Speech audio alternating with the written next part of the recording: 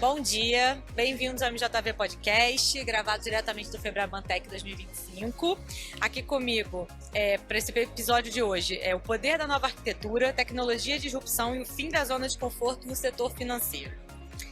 Para me ajudar a conduzir esse tema, tem aqui comigo a Adriana Malamuti, diretora executiva global da MJV. Adri, é um prazer ter aqui você com a gente.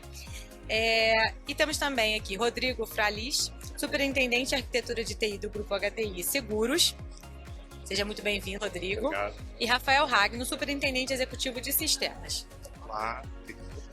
Olá, seja muito bem-vindo também, Rafael. Bom, para poder a gente falar um pouco desse papel, separei algumas perguntas aqui para a gente conversar. E, bom, para começar, Rodrigo, vou começar aqui com você. Você acaba de assumir o papel de arquitetura de TI, um dos maiores grupos de seguros do país. Então, uma grande responsabilidade. Por que a arquitetura virou um lugar de disrupção e não mais apenas de sustentação? Esse é uma boa pergunta, Lu. A arquitetura ela sempre ocupou um pouquinho, um pedacinho ali da inovação, né? A arquitetura, um dos objetivos dela é para pavimentar o caminho para que os times ali de desenvolvimento, de engenharia percorram. Então, só que ao mesmo passo que existe essa responsabilidade da arquitetura de pavimentar, ela não pode esquecer. Então, o fato dela deixar de ser algo de sustentação, no fundo, ela continua também e ela agrega o ponto da disrupção. Então, no mundo onde a gente vê o avanço tecnológico cada vez mais rápido, se a gente compara aí um avanço da internet versus o avanço, por exemplo, da IA, né, que é o assunto do momento, a gente vê o quanto de velocidade tem isso. E a arquitetura ela passa a ter um papel fundamental, porque se ela não pavimenta esse caminho, quando entram as iniciativas ali de negócio que o time de engenharia, o time de desenvolvimento tem que entregar, aí isso acontece ao mesmo momento. Não que isso não possa acontecer, mas o ideal é que a arquitetura esteja um passo na frente. Então, esse é o grande objetivo aí da arquitetura e é uma das formas que ela consegue contribuir para que o grupo, né, consiga atingir ali seus objetivos, não só de negócio, mas quanto de tecnologia também. O que é importante, né, aqui lembrar assim, esse contexto de arquitetura olhar sempre a vanguarda, ela precisa se conectar ao legado, né? Porque a transformação em si, ela traz o grande desafio, principalmente para as corporações que, digamos, são mais apegadas a esse legado, que gira o business da empresa está ligado ao legado. Então, aqui a gente tem, a nível de importância, a arquitetura ela traz um peso muito grande, porque a inovação é preciso, porém, não pode esquecer o legado. Falando em legado, a minha próxima pergunta é sobre isso. As instituições tradicionais elas estão muito presas no legado ainda? Ou você acha que o que realmente impede a transformação é tecnologia, cultura ou medo de perder o controle? O legado é o que movimenta o business. Então, a gente sim tem muito legado. O legado a gente não pode deixar para trás. O desafio maior, tanto para uma equipe de arquitetura quanto para uma equipe de desenvolvimento, é conseguir trazer inovação de modo gradativo e evolutivo. Né?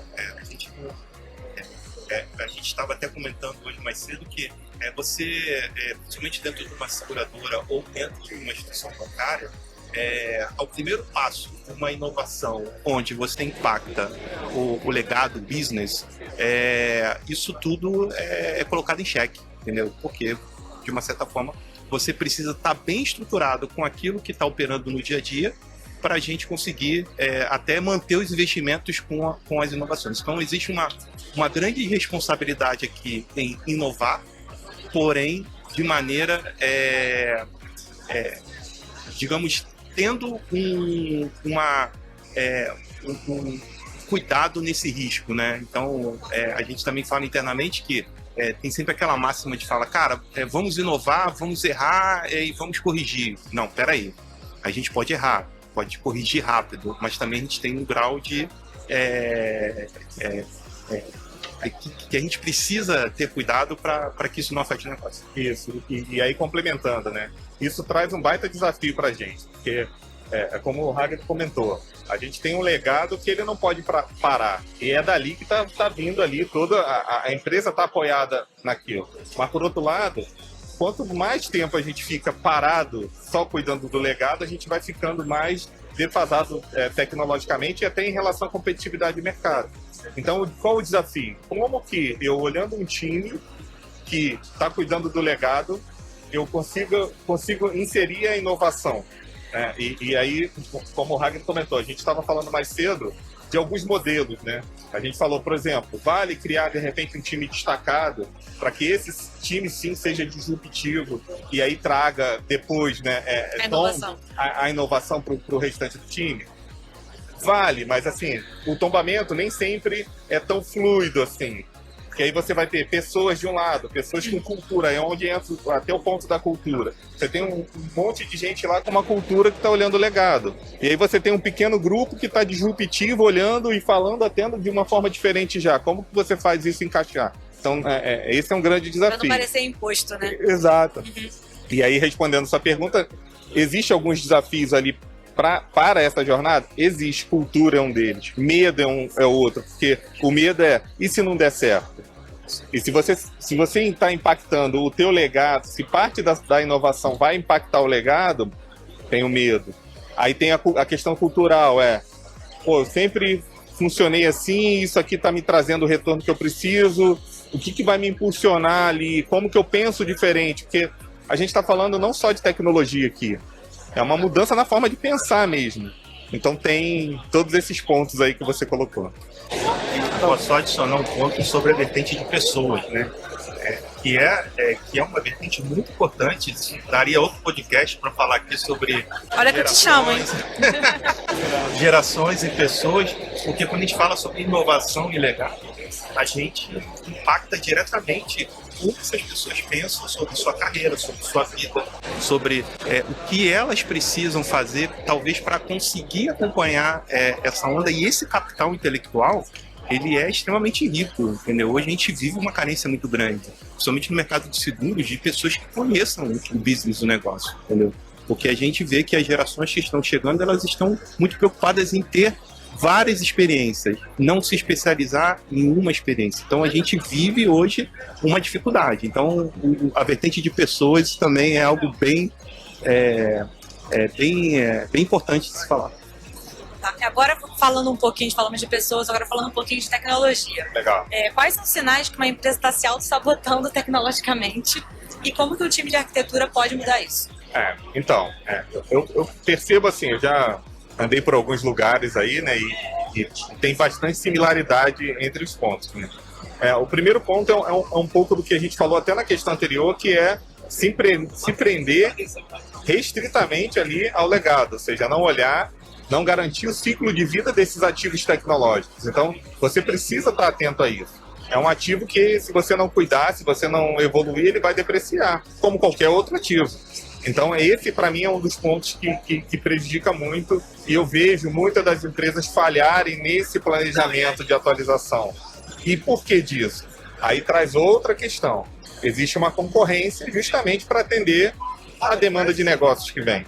Então, eu preciso atender a demanda de negócio, mas eu preciso separar um tempo para evoluir esses ativos. E aí vai puxar um fio maior ainda, que é como que você traz o time de negócio para perto de tecnologia, para mostrar para eles que aquele ativo ele precisa de uma evolução.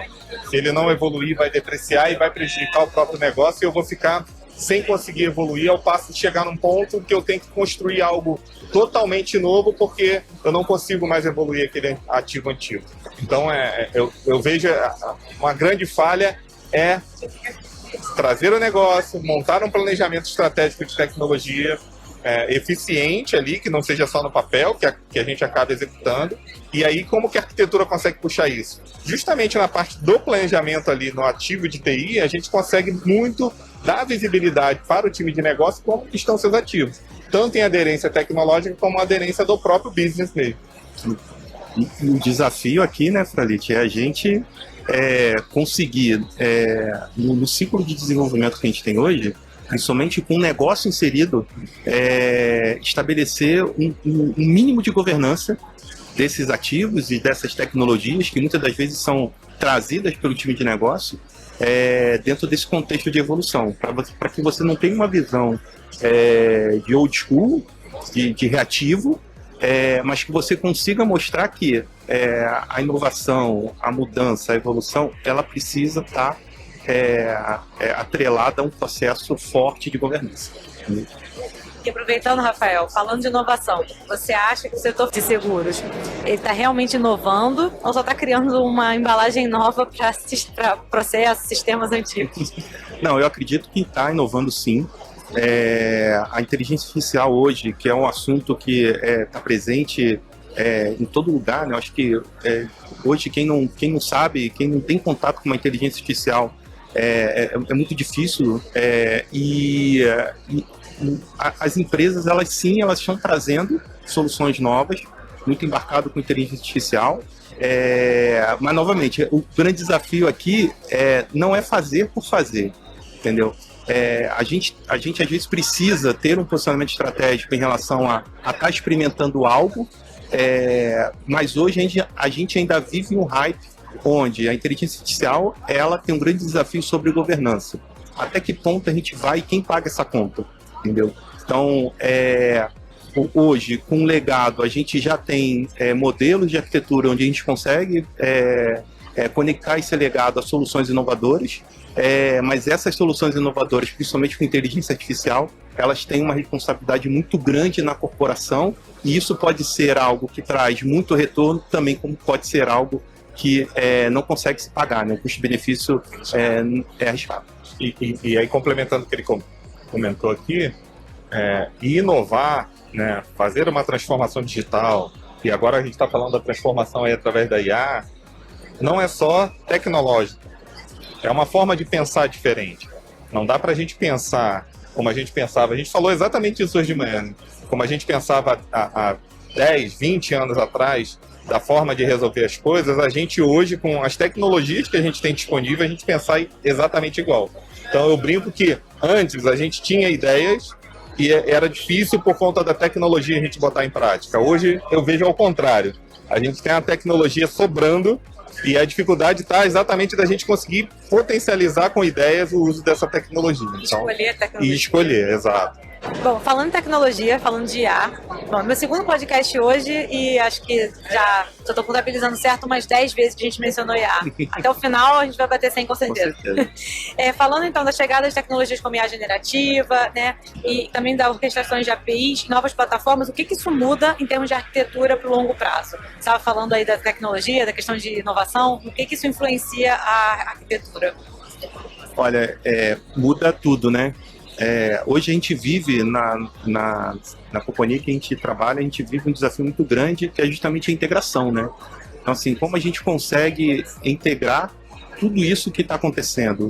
E essa integração, ela precisa ser resiliente, segura, principalmente, entendeu?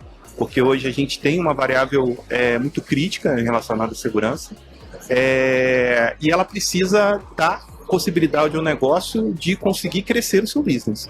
Então, é um desafio enorme, né, Paulo? Sim, é bem grande e o impacto ele vai a um extremo quando a gente para pensar nas possibilidades que é o que eu falei, né? A gente não consegue potencializar o uso da tecnologia. Por exemplo, outro dia a gente estava exercitando o uso da IA na própria arquitetura, ou seja, dentro de casa. E antes, como que acontecia, né? A gente recebia ali um pedido de uma demanda de negócio, a gente pensava em cima de uma solução, construía diagramas para tudo quanto é lado, criava modelos, às vezes, componentes tecnológicos e aí disponibilizava para o time ampliar ali, né, da escala. Hoje, se você pensa em IA, eu poderia ter uma IA ajudando a escrever esse requisito, eu poderia ter uma outra IA, um agente, né, entendendo esse requisito e já adequando aos padrões tecnológicos daquele grupo, e eu poderia ter um outro agente gerando o meu código. Então, imagina, quando a gente fala de uma arquitetura, onde a arquitetura entrou nisso propriamente dito? No que está por trás disso tudo. Para eu chegar nesse nível, criando os guarda-reis necessários aí com IA, e tudo é um baita trabalho de integração, é o que o Ragnar comentou. A gente hoje tem regras espalhadas para tudo quanto é canto. E muitas delas estão na cabeça das pessoas. Então, como que a gente consegue tirar isso, materializar para que a gente potencialize, por exemplo, com o uso da IA, essas regras e consiga ali trazer um processo que a gente tenha, de fato, ali um aumento de eficiência. Porque eu não consigo nem mensurar o percentual se a gente chegar num nível desse que a gente melhora de eficiência nossa. Desde o início, quando nasce uma ideia, desde ter a própria ideia até para o time de negócio, até a entrega de fato ali daquele ativo atendendo e trazendo valor para o negócio. Então, o impacto é bem grande e longo prazo. Eu não sei se tão longo prazo, porque depois da IA pode vir daqui a pouco outra coisa que vai fazer a gente pensar para outro caminho. Está muito rápido, né?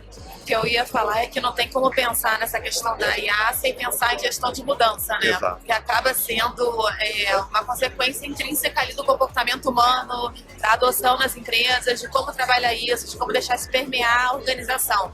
Então, acho que não dá para ser descasado, né? A questão do ser humano, vocês trouxeram também várias vezes, e a própria gestão de mudança dentro das organizações. E aí um ponto importante, Adri, que você comentou, a questão do ser humano.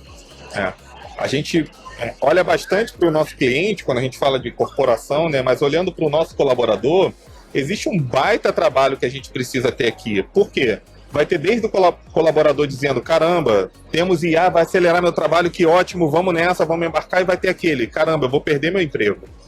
Então, a gente já vê esse cenário, um receio do colaborador dizendo que aquela função que ele faz hoje, vendo a possibilidade de ser substituído por uma IA, e ele com medo disso.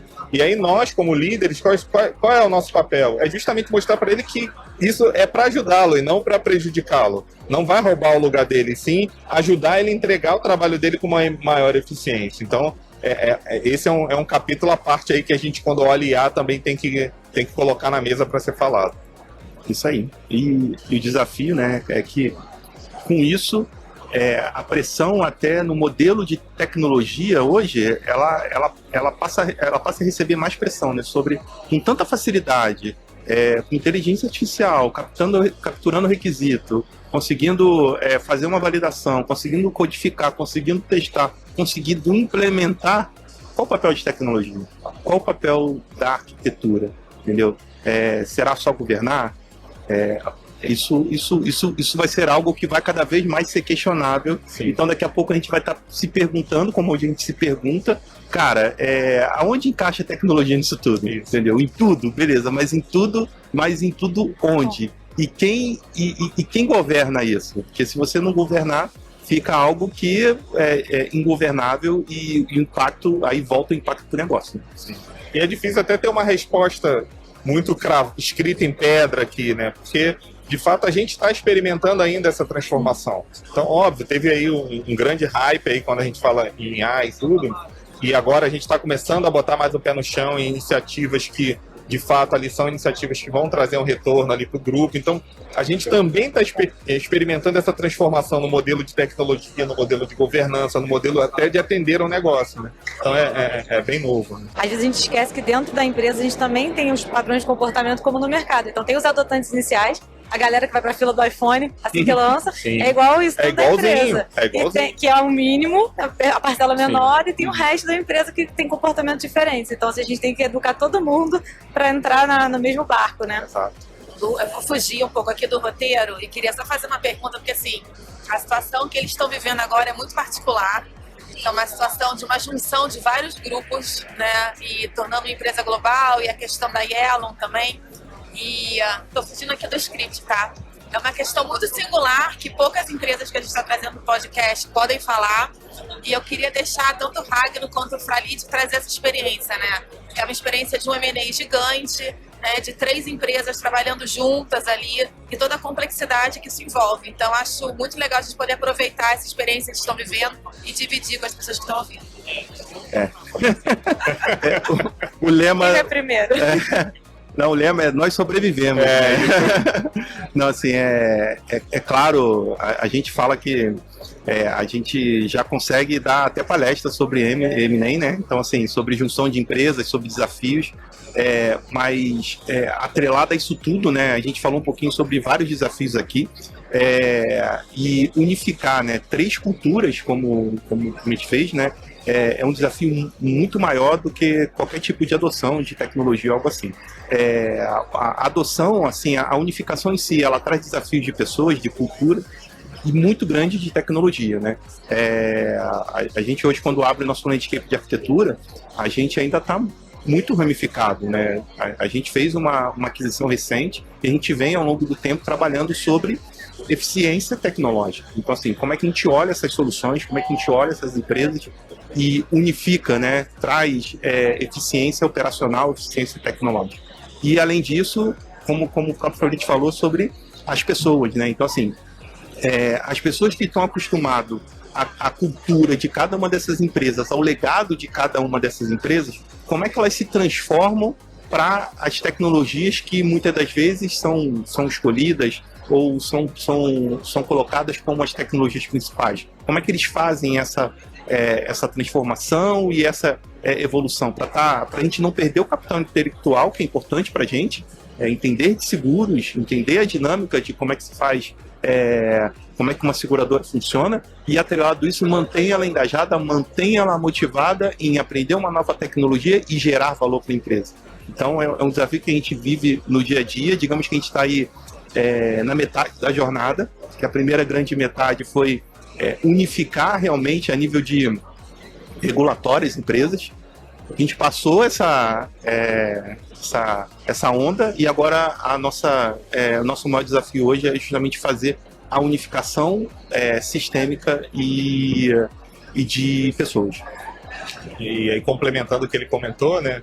Imagina, quando a gente fala de um grupo, eu vou falando mais para o lado técnico da coisa, a gente já experimenta o empilhamento tecnológico num determinado nível, né? Imagina 3 empresas se juntando. Então, o empilhamento tecnológico para a gente também é um grande desafio. Então, eu, quanto arquitetura, eu deveria estar um passo na frente dos outros times de desenvolvimento, né? E hoje, para muitos cenários, eu não estou. Então, eu experimento situações do tipo, tá, mas qual ferramenta que eu uso? Eu falo, então, não sei, vamos ver junto. Vamos avaliar junto aqui, e aí naquele momento a gente começa a definir junto um padrão, um direcionamento. Então é bem interessante esse momento que a gente está, e bem desafiador. E como o Ragnar comentou, né, a gente tinha alguns objetivos com essa junção, e a gente atingiu esses objetivos. Ainda temos outros, né? Mas a gente passou por uma fase que era extremamente importante para a gente, que era a questão da conclusão lá do Tier 6 das empresas. Então, agora a gente começa a respirar um outro momento, é de fato olhar para dentro de casa e começar a se estruturar e se organizar ali para o futuro do grupo. E o time de negócio em si, ele tem uma grande importância aqui também, porque ele é o driver dessa nova arquitetura. Então, a gente realmente pode ter soluções que são fantásticas, porém, para o novo drive de negócio, elas perdem o sentido. E aí vem a transformação, vem a mudança, né? Então, e hoje a gente vive um momento muito importante, porque a gente tem uma integração muito boa. Os times de negócio, eles apoiam o TI, a TI apoia o negócio, sem muitas das vezes digamos, aquele momento de corporação onde cada um aponta o dedo para o outro. Então, hoje a gente vive um ambiente cultural que não tem silos, então a gente se vê como um time unificado, isso muito forte dentro de tecnologia e também junto com o time de negócio, e isso é importantíssimo para qualquer transformação dentro da empresa, né?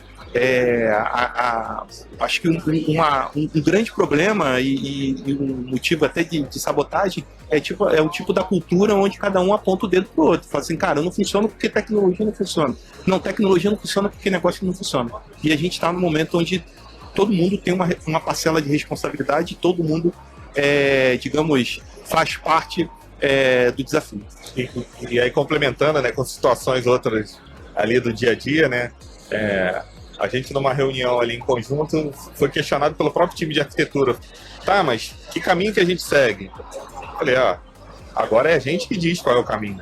Né? Então, por quê? Porque aí vem muita cultura, por exemplo, quando a gente fala de algumas empresas que já vem direcionamento, às vezes já pronto, no time de arquitetura seguir aquele direcionamento. Quando a gente está falando do grupo, é a gente que está criando esse direcionamento. Então, isso é uma mudança também.